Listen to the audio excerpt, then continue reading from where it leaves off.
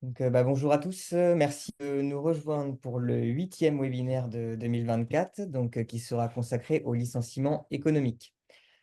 Comme d'habitude, hein, le webinaire va être co-animé du coup par Camille Charousse et Clara Cassio au sein du cabinet Cornillet Avocat, et moi-même, Maxime Briolet, juriste au sein du Cinési. Comme vous avez peut-être pu l'entendre, hein, le programme est particulièrement dense.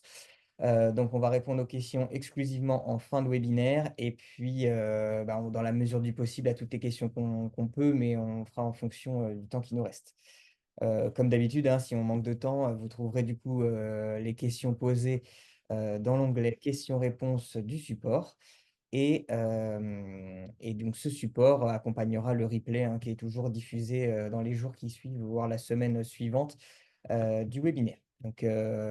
Pour rappel, hein, n'hésitez pas à préciser le contexte de votre question parce que quand elle est posée au début et qu'on a défilé ensuite, on peut ne plus savoir exactement à quoi vous vous référez.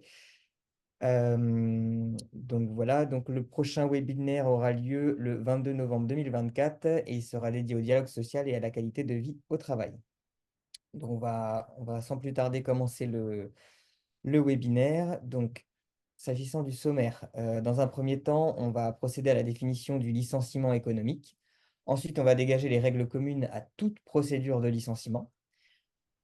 Ensuite, on va procéder à l'explicitation de la procédure de licenciement économique individuel, à la procédure de petit licenciement économique collectif, ensuite à la procédure de grand licenciement économique collectif, et enfin la procédure de licenciement économique d'un salarié protégé.